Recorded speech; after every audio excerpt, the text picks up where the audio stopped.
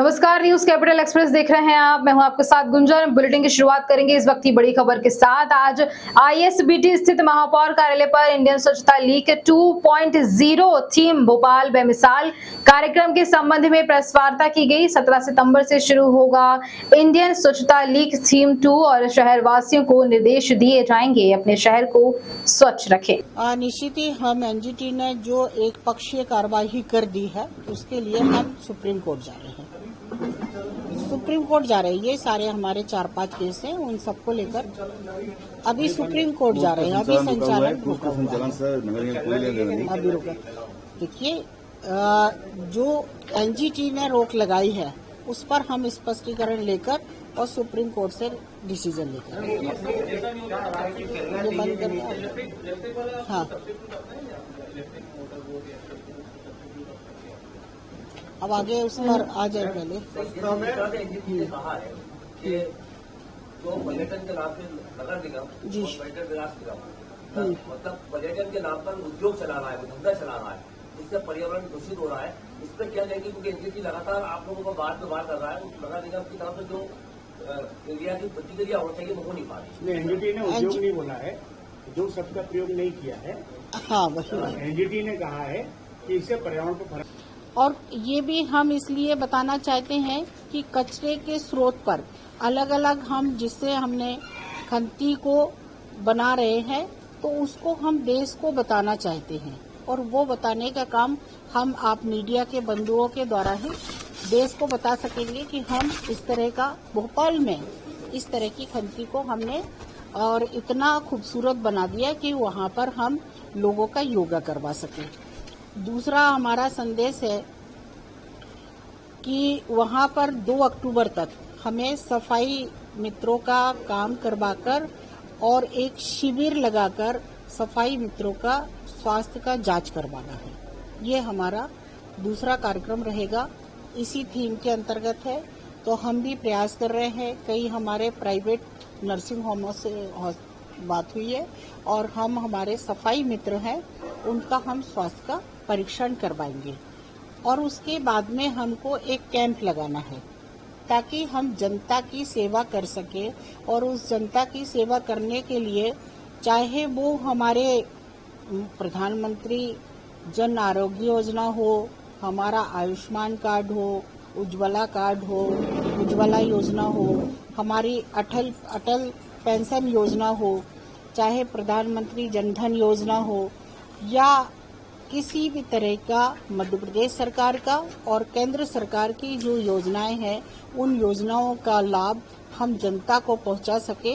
इसी थीम में हमारे इस बार भोपाल नगर निगम ने उस एरिया को चुना है जहां पर लोगों को एक दिन सांस लेना दुभर था।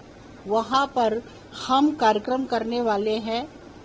हम सब मिलकर वहां पर योगा करेंगे और उस भानपुर खंती जो कहलाती थी, आजकल वो भोपाल तो क्या देश के लोग भी जब हमारे कमिश्नर और महापौर आते हैं तो वो भानपुर में कैसे आपने इस दृश्य को बदल दिया, उसके बारे में निगम के जो अधिकारी रहते हैं, जो कर्मचारी रहते हैं, उनसे पूरी जानकारी लेते हैं कि आपने इतने बड़े प्रोजेक्ट को कैसे चेंज कर दिया और उस 21 एकड़ की जगह को कैसे खूबसूरत बना दिया कि जहां लोगों को सांस लेना मुश्किल हो रहा था।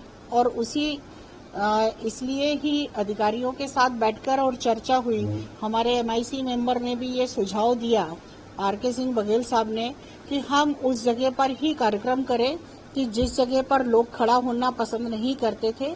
भोपाल नगर निगम भोपाल की जनता को भी उसी स्थान पर बुलाएगी और जनता को बुलाकर, और हम प्रयास कर रहे हैं कि हम वहां पर योगाचार्यों से भी हमारी बातचीत हो रही है और योगा वहां पर हम करवा सके। बारिश का मौसम देखते हुए जिस तरह से भी योगा करवा सकते होंगे तो हम वहां पर योगा भी करवाने का प्रयास करेंगे। और इसी थीम में एक और हमको जोड़ना है कि हमको ज्यादा से ज्यादा स्वच्छता में युवाओं को जोड़ना है। तो हमारा युवाओं से जोड़ने के लिए हमने स्कूल कॉलेज वालों से भी बात की है, एनसीसी भी बात की है, आर्मी वालों से भी बात की है, हमारी पुलिस प्रशासन से भी बातचीत हो रही है। पुलिस प्रशासन सहभागिता के नाम पर यदि वहां पर सहभागी के रूप में उपस्थित न होने में यदि कोई नियम अनुसार नहीं हो पाएंगे, लेकिन रजिस्ट्रेशन करवाने के लिए उन्होंने हमको वायदा दिया है कि हम सब भोपाल के निवासी हैं तो हम ज्यादा से ज्यादा रजिस्ट्रेशन करवाएंगे। और जितने भी विभाग हैं हम सभी विभागों से चर्चा कर रहे हैं और भोपाल की जनता को भी हम उस कार्यक्रम में 17 तारीख को सुबह 9 बजे हमारा कार्यक्रम शुरू होगा।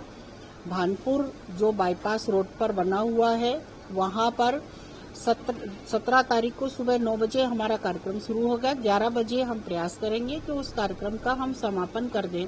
और माननीय देश के प्रधानमंत्री माननीय नरेंद्र मोदी जी का जन्मदिन भी है, तो उसी जगह पर हम उनका जन्मदिन भी मनाएंगे। और हम जो हमारी राष्ट्रीय इंडियन स्वच्छता लीग 2.0 है, उसका जो हमको प्रदर्शन करना है, जो हम थीम लेकर आए हैं, उस कार्यक्रम को भी हम वहां पर करेंगे। भोपाल से खबर है जहां पर नेता प्रतिपक्ष डॉक्टर गोविंद सिंह ने बड़ा बयान दिया। किसानों के कर्ज को सरकार क्यों माफ नहीं कर रही। 15 लाख जनता के खाते में आने का मोदी जी ने कहा था, उसका क्या हुआ। और नौजवानों को रोजगार देंगे, वह दिया क्या। बीजेपी खोखले और झूठे वादे कर रही है, सरकार की नाव डूब रही है, गोविंद सिंह ने कहा। और आगे उन्होंने रक्षाबंधन के त्योहार पर सफाई कर्मियों को वेतन नहीं दे पाए और 1 महीने का वेतन देकर अब और भूखे मरने पर छोड़ दिया है। गैस सिलेंडर की आज उन्होंने योजना की शुरुआत की है। हम हालांकि कांग्रेस को 500 रुपये की बात करी थी और आपके घोषणा पत्र जो आप वचन लेकर आ रहे थे उसके पहले उन्होंने उस अच्छा पहले तो मैं जो पूछना चाहता हूँ शिवराज सिंह जी से कि आपने कहा था 2008 में 50,000 कर्जा किसानों का माफ़ करेंगे, प्रत्येक किसान का। क्या किया? मोदी जी ने कहा था 15 लाख रुपए देंगे, क्या दिए? 2 करोड़ नौजवानों को प्रतिवर्ष रोजगार देंगे, दिया क्या? काला धन लाएंगे। तो भारतीय जनता पार्टी तो जनता को खोखले और झूठे वायदे कर रही है। और मेरा तो स्पष्ट कहना है, सरकार की नाव डूब रही है, दिसंबर में डूब जाएगी। कितने भी पैबंद लगा रहे हैं, कितना भी जनता को गुमराह करके फर्जी तरीके से घोषणा करें, पैसा नहीं है। घर में एक गांव में कहावत है, हाथ न मुट्ठी खुनखुनाए उठी। अब हाथ में कुछ है ही नहीं है, खजाना खाली पड़ा है। 8,000 करोड़ का पिछले 2-2.5 महीने में उन्होंने कर्जा ले रखा है।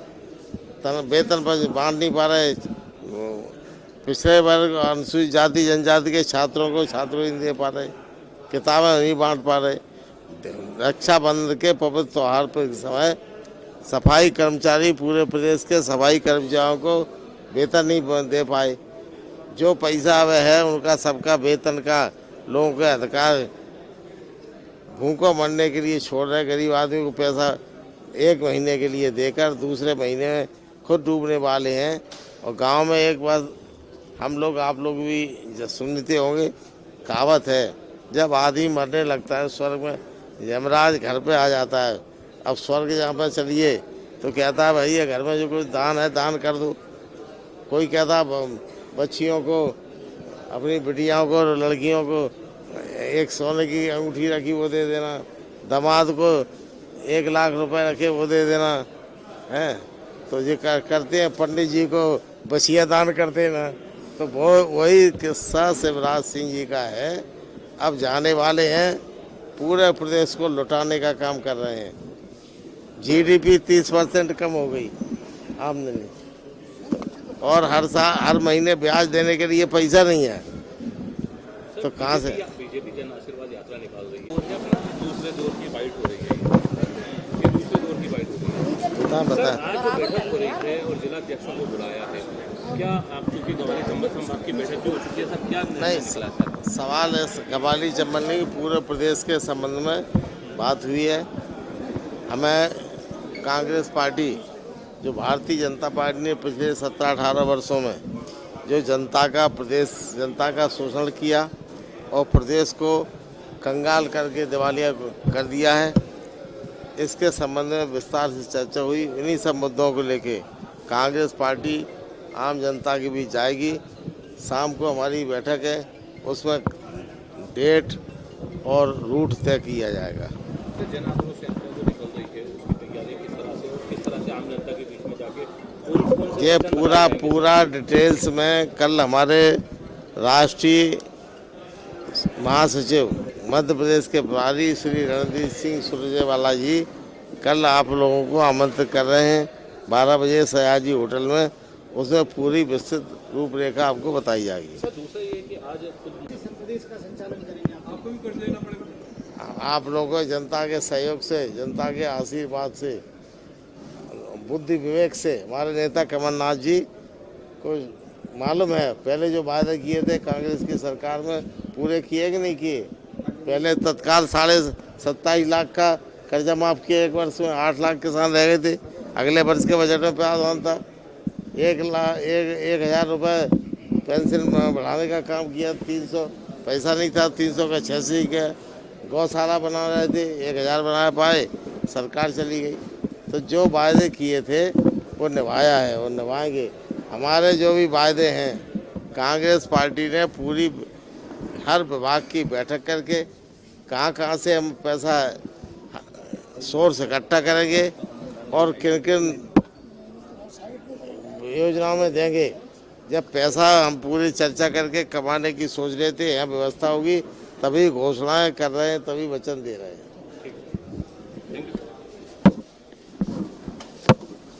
भगवा थाना भगवा क्षेत्र अंतर्गत ग्राम खरदूती में घसान नदी पर बने स्टॉप डैम में मछली मारने गया 32 वर्षीय युवक पानी के तेज बहाव में बह गया। इसका रेस्क्यू प्रशासनिक अधिकारियों की मौजूदगी में किया जा रहा है। जानकारी के मुताबिक बरदूती निवासी लक्ष्मण अहिरवार 32 वर्षीय घसान नदी पर बने स्टॉप डैम पर बुधवार की शाम मछली मारने गया था और नदी में पानी के तेज बहाव के चलते स्टॉप डैम में बह गया। देर रात तक उसके घर पर न पहुंचने पर परिजनों द्वारा उसकी तलाश करने पर स्टॉप डैम में बहने की जानकारी लगी और जिसकी सूचना प्रशासन को दी गई।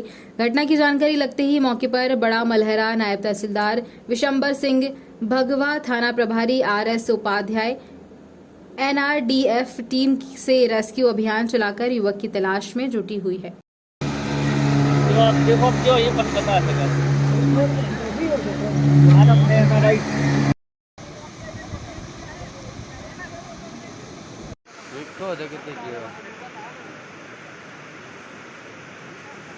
टोलो ले आउते एक आध दिन उठा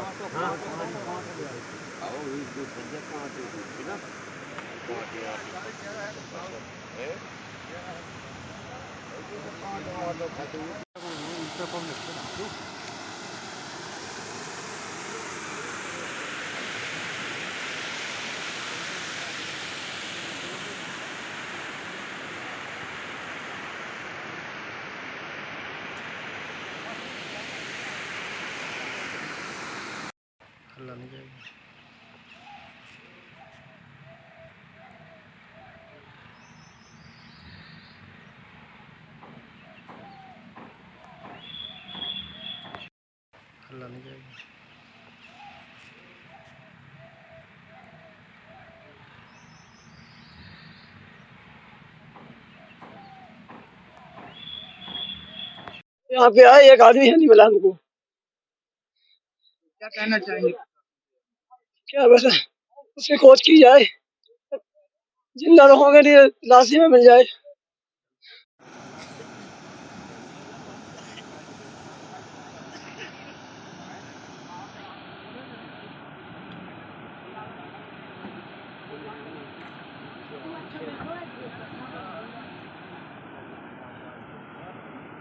खरदूती गांव में घसान नदी के स्टॉप डैम पर एक खरदूती निवासी युवक मछली मारने गया था।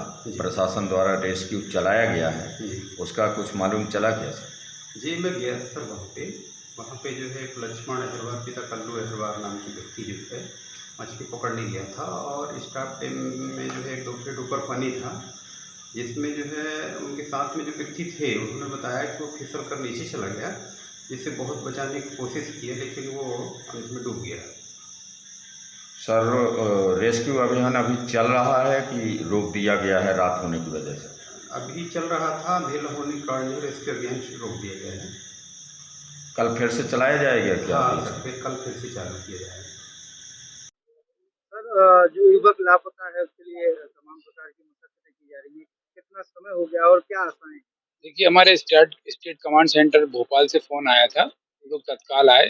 उसके बाद हम लोगों ने यहाँ पे काफी ढूंढा उसको, सर्चिंग करी, फ्लोटिंग की है, एंकर डाल के ढूंढा। हमारे जवान किनारे, और क्योंकि धार तेज थी तो यहाँ पे भी लोग बता रहे हैं कि बह जाने की संभावना ज्यादा है। बाकी हमने अपने हिसाब से बहुत अच्छे से ढूंढा है और फ्लोरिंग की है, किनारे किनारे भी हमारे जवान गए हैं, ढूंढा, और पानी में भी उतरवा के देखा है ना। पहले भी लोग बहुत सारे उतरे थे सुबह, जब इन लोगों को नहीं मिला तो हमको खबर दी है, तो हमारी टीम छतरपुर से आई SDRF की, और हमारे DRC के होमगार्ड के जवान भी आए हैं जो यहाँ बड़ा मलया थाने में हैं। क्या उम्मीद है सर? उम्मीद तो उसको बह जाने की उम्मीद है, क्योंकि यहाँ पानी कल गेट खुले हुए थे, तो यहाँ आगे की संभावना है, क्योंकि 24 घंटे हो चुके हैं। और या फिर कल हम लोग फिर से आके फिर प्रयास करेंगे।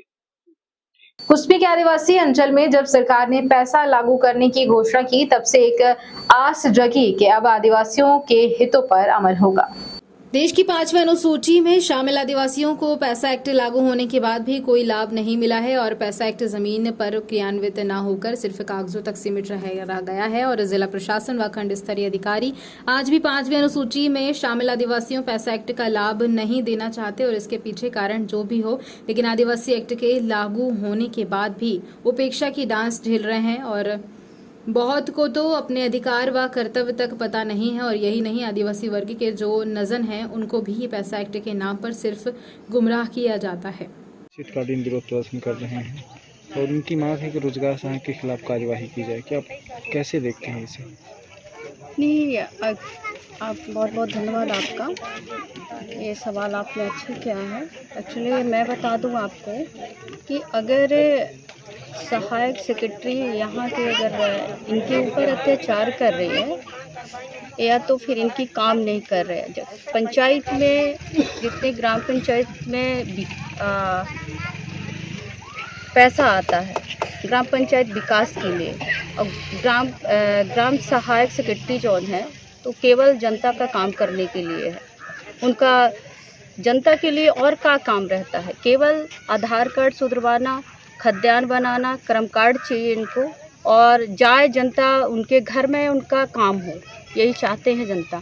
अगर सेक्रेटरी साहब काम नहीं कर रहे हैं जनता का, उनका वो नहीं चाहते हैं कि हमारे यहाँ रहें, और अत्याचार ग्राम पंचायत में भ्रष्टाचार मचाए हुए है, तो उनके ऊपर कार्रवाई होना चाहिए। पैसा एक तमाम अधिकारी आए हुए थे, लेकिन जिस तरीके से लाभ मिलना चाहिए वो नतीजा कुछ दूसरा यहाँ निकल कर सामने आया, उसको कैसे देखते हैं?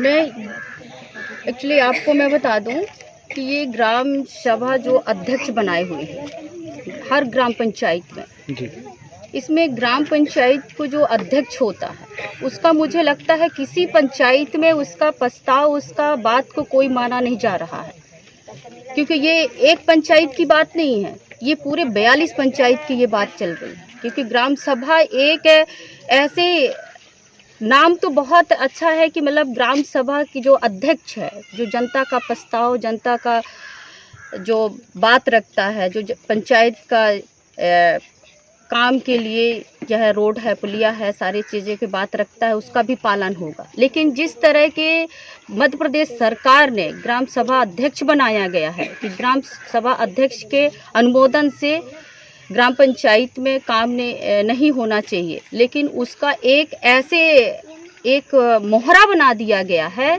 कि मतलब सरपंच और ग्राम सभा अध्यक्ष को लड़ाने के काम किया है सरकार ने। नहीं तो क्या पैसा एक्ट जमीन पर लागू नहीं हो पा रहा है 42 ग्राम पंचायतों में आपके कुस्मी ब्लॉक के, क्योंकि आप जनपद अध्यक्ष हैं? नहीं, वही तो मैं बता रही हूँ कि वो केवल नाम के अध्यक्ष हैं, सिर्फ लड़ाने का काम किया जा रहा है पैसा एक्ट में। पैसा एक्ट में लड़ाने की काम कर रहे हैं, लेकिन जनता का अगर ग्राम सभा आप लोग जनता के बीच में आए हैं, खुद ही बताए होंगे कि हम ग्राम सभा अध्यक्ष के पास जाते हैं, चाहे जमीन की प्रकरण हो, चाहे पंचायत की अपनी काम हो। क्या ग्राम सभा के अध्यक्ष ने कभी बोला है कि मेरे अनुमोदन से काम हो रहा है, मेरे ग्राम यहाँ प्रस्ताव जी, मेरे अनुमति से अगर कोई काम हो जाता है, उनका कोई अनुमति नहीं लेते हैं। विपक्ष में हैं आप, इसकी लड़ाई कैसे लड़ेंगे? मैं इसकी लड़ाई केवल जनता के तौर पे लड़ूंगी, जो आज मेरे बहनें यहाँ पधारी हुई हैं, और मेरे भाइयों के तौर पे मैं लड़ूंगी। भाजपा की जन आशीर्वाद यात्रा छिंदवाड़ा जिले के चौरई विधानसभा क्षेत्र समसबाड़ा से होते हुए चौरई नगर पहुंची। जन आशीर्वाद यात्रा में महिलाओं और पुरुषों ने गर्मजोशी से स्वागत किया। जगह जगह स्वागत वंदन अभिनंदन किया गया। यात्रा का जोश कार्यकर्ताओं में दिखाई दिया। रथ पर केंद्रीय मंत्री फग्गन सिंह कुलस्ते, सांसद पूनम महाजन और यात्रा संयोजक सांसद राव उदय प्रताप सिंह के साथ भाजपा जिलाध्यक्ष विवेक बंटी साहू और पूर्व विधायक पंडित रमेश दुबे, ग्रामीण मंडल अध्यक्ष शैलेंद्र रघुवंशी रहे। वहीं पंडित रमेश दुबे के नेतृत्व में कार्यकर्ता एवं आम जनता के द्वारा उनका अभिवादन किया गया। यात्रा डीजे, ढोल, नगाड़े और आदिवासी नृत्य और विशाल बाइक रैली के साथ पहुंची। बता दें कि केंद्रीय मंत्री फग्गन सिंह कुलस्ते, राष्ट्रीय युवा मोर्चा अध्यक्ष एवं सांसद पूनम महाजन समेत बड़ी संख्या में भाजपा नेता शामिल हुए।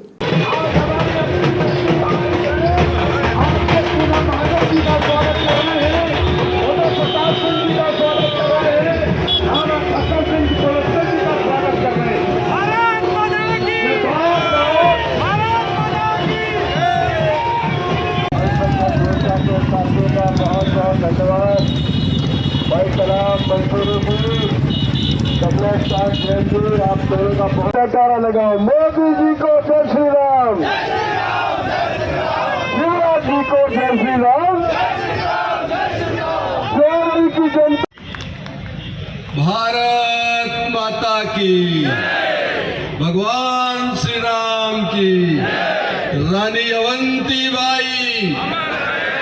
और यहाँ के आपके हमारे अपने मीडिया के आपके प्रमुख लोगों का भी मैं बहुत बहुत स्वागत करता हूं, और प्रशासन के अधिकारी या कर्मचारी जिस व्यवस्था में लगे हैं उनका भी अभिवादन करता हूं। आज चौरई छिंदवाड़ा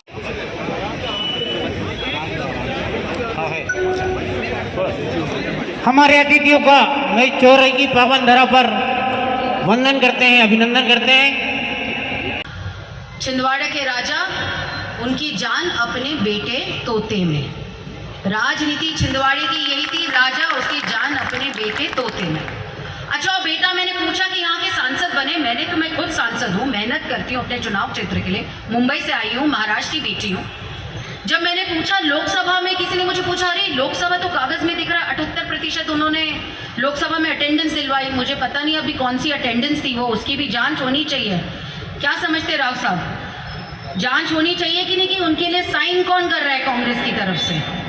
क्योंकि आंकड़े होते हैं, आप लिखते हैं पूनम महाजन अटेंडेंस, पूनम महाजन, मैं अपनी साइन करती हूँ। मुझे लगता है सीसीटीवी कैमरा देखने पड़ेंगे लोकसभा के, ये वही सांसद है, क्योंकि मैंने तो कभी नहीं देखे। एक तो देश के राजकुमार राहुल गांधी जी अभी घमेंडिया करके अलायंस बना के वो तभी आते हैं जब उनको प्यार की झप्पी या आंख मिचोली खेलनी होती है, तभी वो लोकसभा आते हैं। लेकिन ये आपके जो राजा के तोता में जीवन भरे हुए बेटे हैं, उनको तो मैंने अब तक लोकसभा में देखा नहीं है। और ये वो छिंदवाड़ा है, आपने उन पे विश्वास रखा और उन सातों विधानसभाओं को थोड़े थोड़े वोटों से, क्योंकि क्या होती है राजनीति भी गणित होता है। उमरी पुलिस ने एटीएम कार्ड बदलकर लोगों से ठगी करने वाली गैंग का पर्दाफाश कर 3 आरोपियों को गिरफ्तार किया है। एसपी मनीष खत्री ने प्रेस वार्ता में बताया कि फरियादियों के द्वारा लगातार ऐसी शिकायतें आ रही थी कि जिले में एटीएम कार्ड बदलकर लोगों से ठगी की जा रही है, जिस पर एसपी के निर्देशन में टीम गठित की गई और उमरी थाना प्रभारी रविंद्र शर्मा को मुखबिर के द्वारा सूचना मिली कि 3 व्यक्ति कोर 4 व्हीलर गाड़ी से एमजेएस ग्राउंड के पास खड़े देखे गए और मुखबिर की सूचना पर उमरी थाना प्रभारी रविंद्र शर्मा ने पुलिस एवं साइबर टीम की मदद से घेराबंदी कर 3 आरोपियों को गिरफ्तार कर लिया। भिंड से विजय भदौरिया की रिपोर्ट।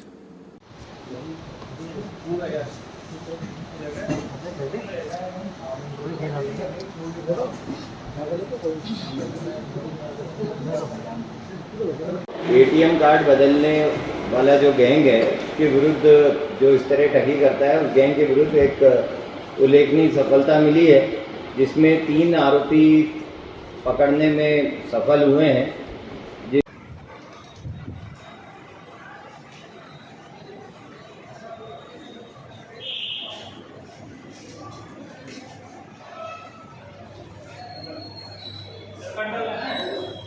भिंड पुलिस को एक उल्लेखनीय सफलता मिली है कि जो एटीएम कार्ड बदलकर लोगों से ठगी करने वाला गैंग है उसको पकड़ने में सफलता मिली है।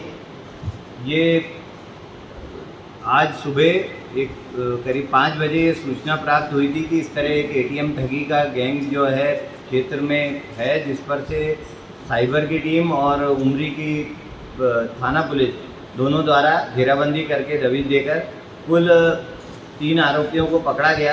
इन 3 आरोपियों से पूछताछ में ये खुलासा हुआ है कि इनके द्वारा एटीएम में पहले पूर्व से इनके 2 साथी एटीएम में उपस्थित रहकर जो लोग अपना पैसा निकालने आते हैं उनको विश्वास में लेकर झांसा देकर उनका जो पिन कोड देख लिया जाता था और कार्ड बदल दिया जाता था और फिर ये वहाँ से भाग जाते थे और जो फरियादी है उसके एटीएम कार्ड से ये पैसे निकाल लेते थे। कई बार इन्होंने उससे परचेजिंग इत्यादि भी कर लेते थे। इस प्रकार ये ठगी काफ़ी समय से कर रहे हैं। प्रोफेशनल गैंग है।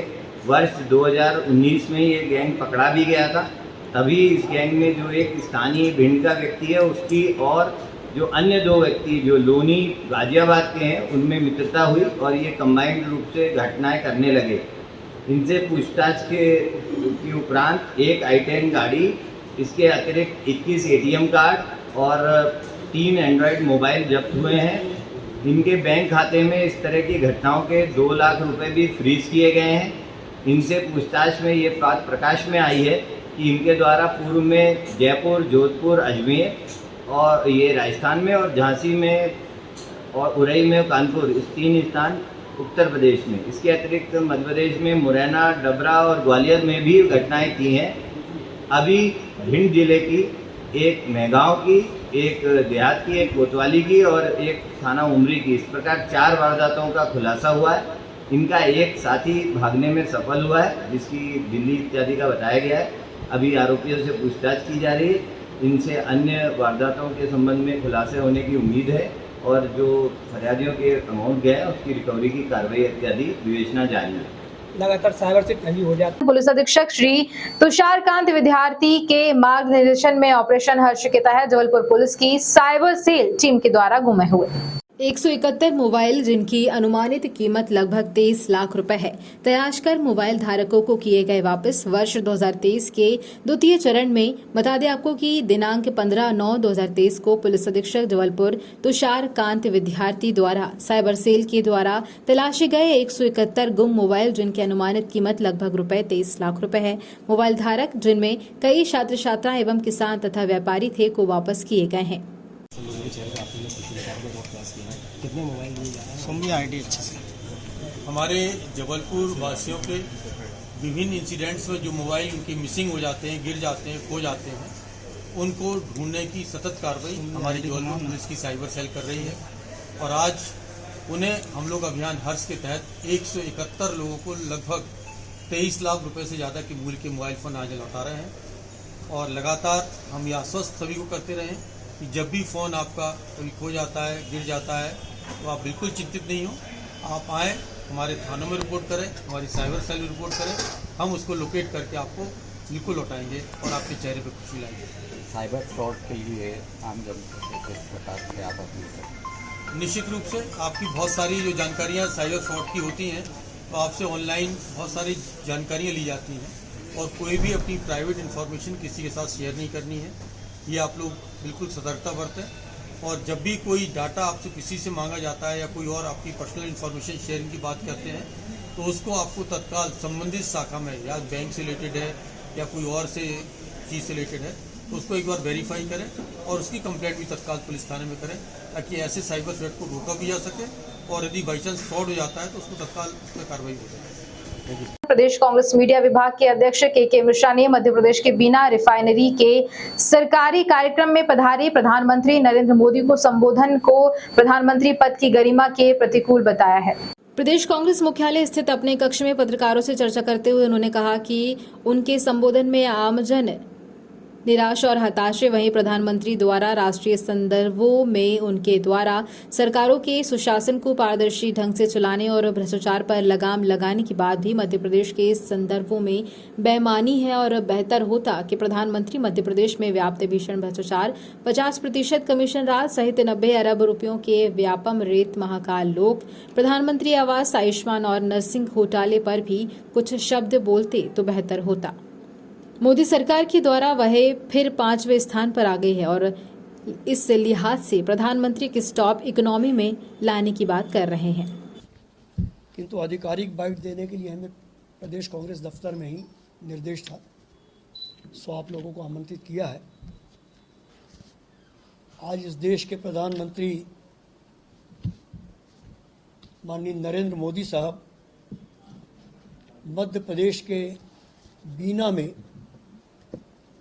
उस रिफाइनरी के कार्यक्रम में आए थे जिस रिफाइनरी का भूमि पूजन वर्ष 2011 में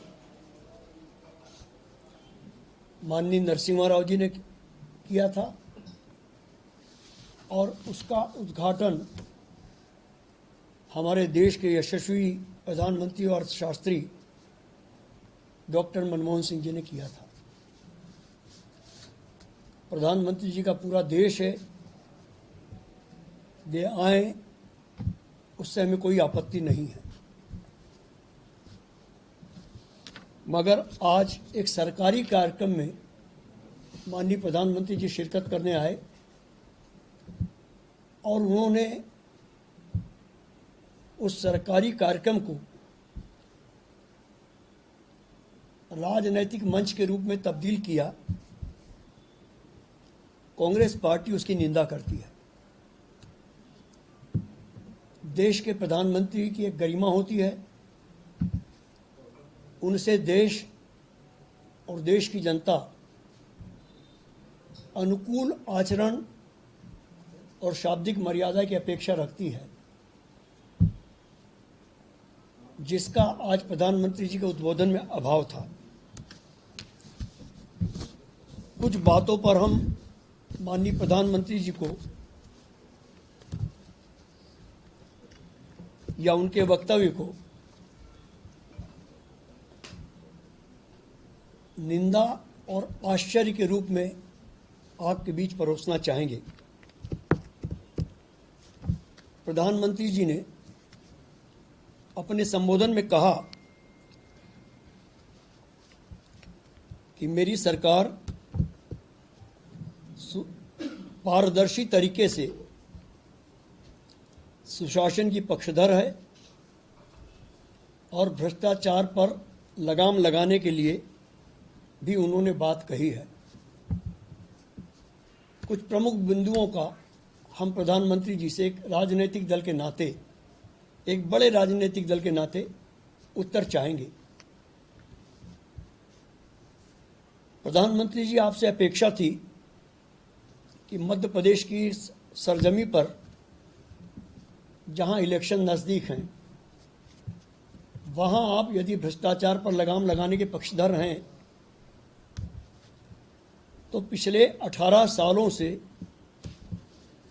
मध्य प्रदेश भ्रष्टाचार की बलिवेदी पर खड़ा हुआ है। अरबों रुपयों के यहां भ्रष्टाचार हो चुके हैं।